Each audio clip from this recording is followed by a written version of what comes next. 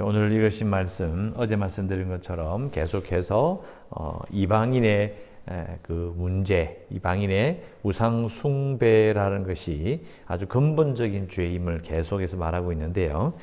제가 어제도 말씀드린 것처럼 1장 끝부분까지는 이제 그 당시에 유대인들이 이방인을 향하여 가지고 있었던 그런 생각들입니다. 그래서 아주 오래된 전통적인 생각을 말하는 건데요. 이 바울이 특별히 이 로마 교회를 향하여서 이 우상 숭배의 문제와 오늘 읽은 것처럼 이런 동성애와 그 외에 다른 여러 가지 죄에 대해서 말하는 이유는 로마가 이제 갑자기 많은 이게 큰 나라를 이게 영토를 차지했잖아요. 그러니까 어떻게 됐죠? 각 지역에 있는 신들을 우상들을 다 뽑아서 가지고 온 거예요. 왜? 자기들이 정복했으니까 뽑아와 가지고 우상을 로마에다가 딱 갖다 놓은 거예요. 그게 모여서 만신전, 판테온이 만들어진 거거든요.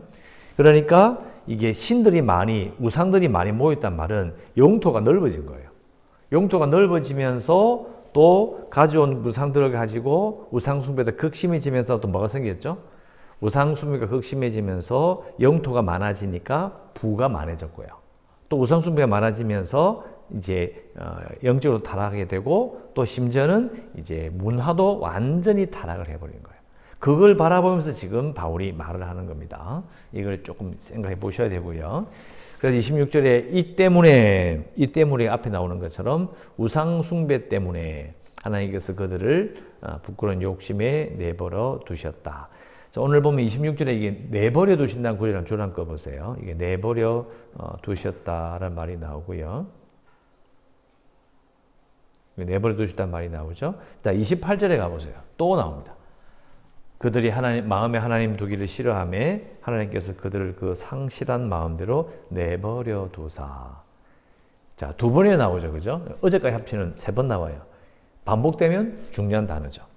제가 어제 말씀드렸습니다. 내버려 둔다는 말은 강이 막 휩쓸렸고 막 세차게 흐르는데 떠내려가지 않도록 붙들었던 손을 놔버리는 거죠.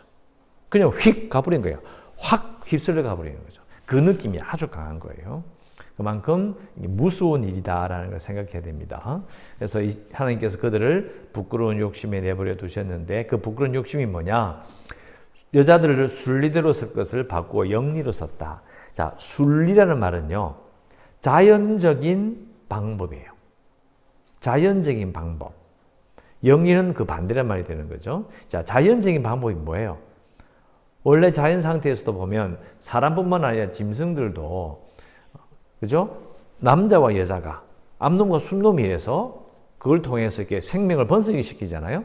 그런 것이 바로 뭐냐? 순리라는 거예요. 근데 그것을 거꾸로 반대로 이렇게 하게 되는 거죠. 그래서 그 당시에 있었던 손꼽는 범죄를 이제 성범죄 중에 동성애로 지금 예를 들고 있는 거예요.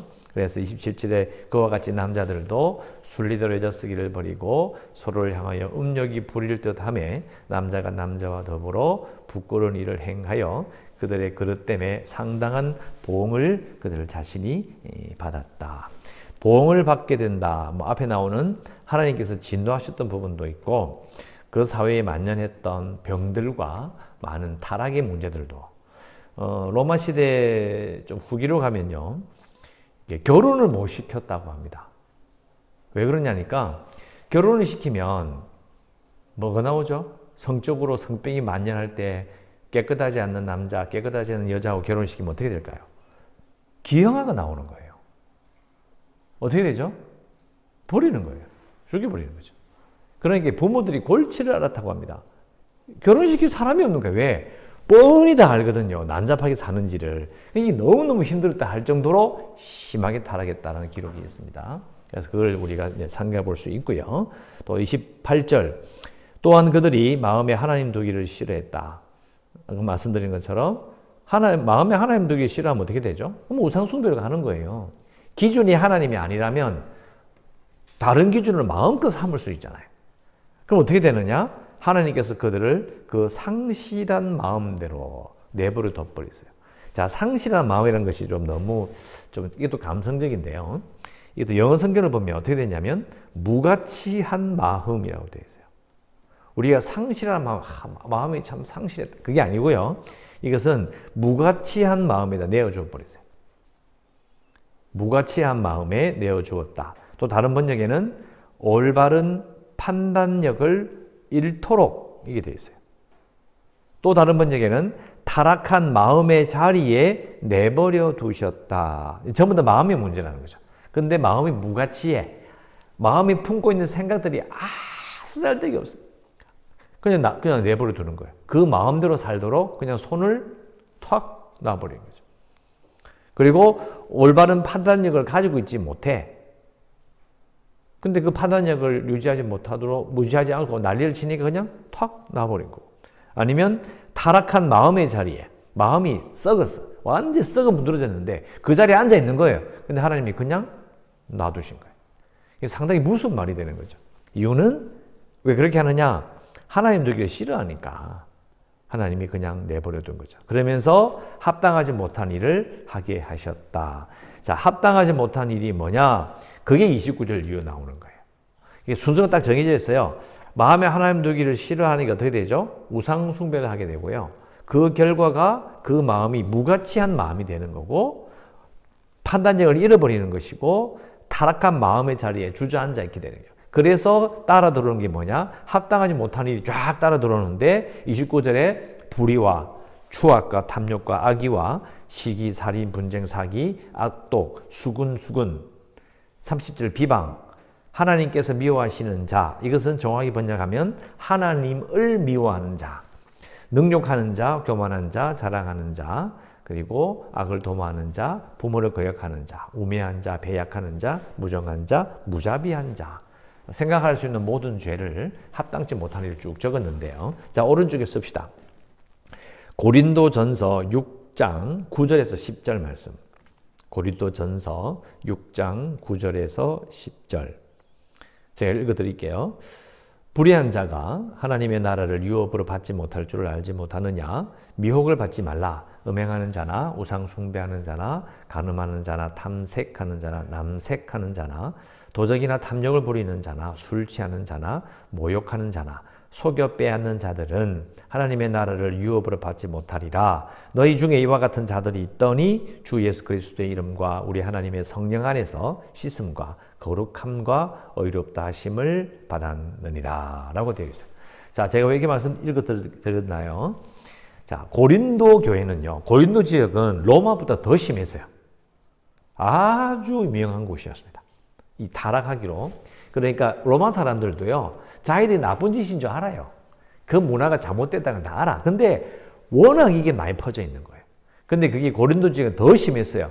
그런데 이 고린도 교회에 대한 고린도 전서 읽어본 말씀을 잘 보면요. 여기 나오는 로마서의 이 합당치 못한 일, 앞에 나오는 동서애가 다 합쳐도요. 다 똑같은 내용, 거의 똑같은 내용이에요. 그런데 고린도 교회는 이렇게, 고린도 전서는 이렇게 되어 있어요. 너희 중에 이와 같은 자들이 있더니, 너희가 누구예요? 고린도 교인들이잖아요.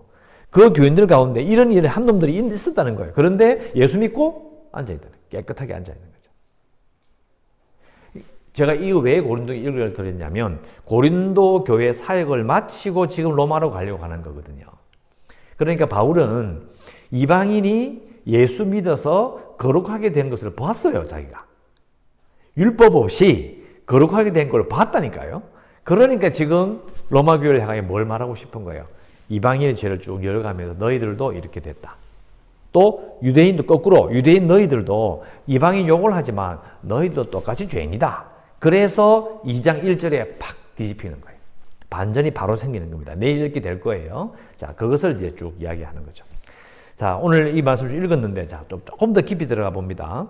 자, 그러면 이방인의 문제가요, 하나님 두기를 싫어한다. 즉, 하나님을 믿지 않고 다른 것을 숭배했기 때문에 이런 죄가 생기는 거잖아요. 이렇게 묻게 되죠. 그러면 예수 믿는 사람 중에 이런 죄를 범하는 경우는 왜 그런 거죠? 자, 31절을 보시면요. 무서운 말이 나와요. 우매한 자, 배약하는 자, 무정한 자, 무자비한 자. 이 누굴까요? 제가 보기에는 이게 바로 예수님을 죽였던 유대 종교 지도자들입니다. 우매한 자. 하나님의 아들을 알아보지 못했죠. 말씀을 깨우치지 못했고 배약하는 자, 하나님과의 약속을 어기는 자들이었고 그 다음에 무정한 자요. 왜요? 가난한 자들, 과부와 고아 과부를 돌보지 않고 그들을 죄인이라고 뭉개버린 자들이고요. 무자비한 자예요. 하나님의 아들을 그것도 가장 끔찍한 죄로 형벌로 죽이려고 작당한 자들이 되는 거죠. 왜 이렇게 할까요? 왜 예수 믿는 사람들 중에서 하나님 믿는 사람들 이런 사람이 생길까요? 이유는 그들 마음속에 하나님이 아는 다른 것을 숭배하기 때문이에요. 우상 앞에가 절을 안 해도요. 자기의 생각, 자기의 스타일, 자신의 고집, 그들이 가지고 있던 전통이 그게 바로 우상이 되어버리는 거예요. 그래서 어떻게 되느냐? 여기 나오는 합당치 못한 일을 행하게 되는 거예요. 상당히 무서운 말이에요, 사실은. 자, 그럼 이게 생각하죠. 아, 나는 우상 숭배 안 하는데 나는 뭐 내 생각 뭐 이런 거 고집해 본 적이 없는 것 같은데. 자, 숭배하는지 안 하는지를 분별하는 방법이 딱 한 가지가 있어요. 이건 아주 쉬운 겁니다. 자, 그걸 다 건드리면요. 화를 확 내는 경우 있죠. 막 잡아물 덤비는 거. 그게 바로 그들의 우상입니다. 자식이 우상이면요. 자식 문제가 생기면요. 눈이 뒤집히는 사람. 그 자식이 우상입니다. 자기의 자존심이 상하면 미친 듯이 돌아버리는 사람. 그건 자기 자신이 우상입니다.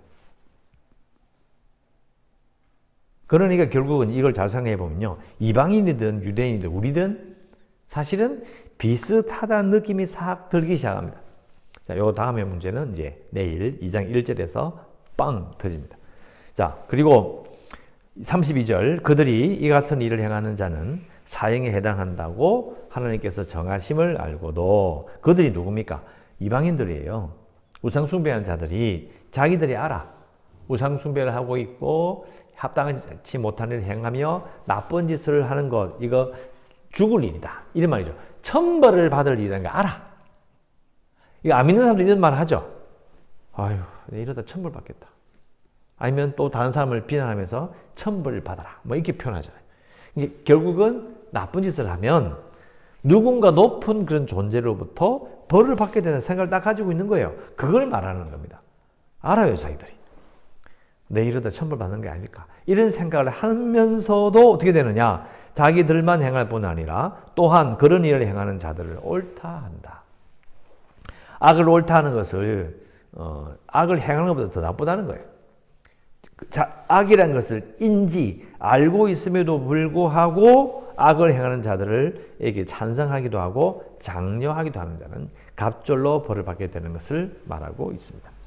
자, 이 부분에 대해서는 이제 내일까지 말씀을 읽으면서 제가 정리해 드리겠습니다. 그래서 우리가 기도할 수 있는 부분은요. 여기 28절 말씀에 보면 하나님 두기를 싫어한다는 표현이 있죠. 그리고 상실한 마음대로 내버려 둔다. 이런 표현들. 이걸 반대로 기도하면 되는 거예요.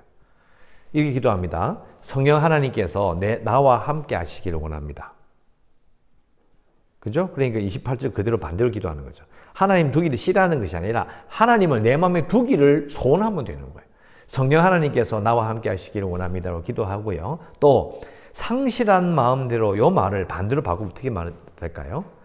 상실한 마음이라는 것은 그냥 그 마음대로 그냥 냅두는 거 그냥 네 마음대로 그냥 사는 거예요. 그게 아니고 반대로 말하면 하나님 내 마음만 가지고 살지 않기를 원합니다. 이런 기도 제목이 되는 거예요. 내 마음만 가지고 살지 않기를 원합니다. 이 표현은 성령 하나님께서 함께 하시기를 구하는 것과 똑같은 거예요. 성령 하나님이 우리 속에 들어오신다는 것은 우리 속에 하나님의 마음을 가지게 된다는 거거든요. 그러니까 하나님의 마음이 우리 속에 들어오면 내 마음만 가지고 사는 게 아닌 거죠. 하나님의 마음이 없으면 내 마음은요. 아무리 지키고 마음 공부, 마음 수업 백날 해보세요. 안 됩니다. 왜요? 내 마음만 가지고 있으면 그것은 무가치한 마음이 될 수밖에 없고요. 올바른 판단력을 잃어요. 자기도 모르게 그 자리에서 썩어지죠. 그러니까 우리는 성령 하나님께서 나와 함께 하시기를 원합니다. 내 마음만 가지고 살지 않기를 원합니다. 라고 기도하시고요. 우리의 교회가 국내 방주가 될 수 있도록 재개발을 위해서도 코로나19 극복을 위해서 연약한 성도들과 선교지의 문제를 위해서도 코로나19 말미암아 어려움을 겪는 문제들을 위해서 기도해 주시고 이 나라와 북한의 문제와 또 생각을 위해서도 기도하시고 오늘도 은혜 가운데 살아가시기를 주의 이름으로 축원합니다. 기도하겠습니다.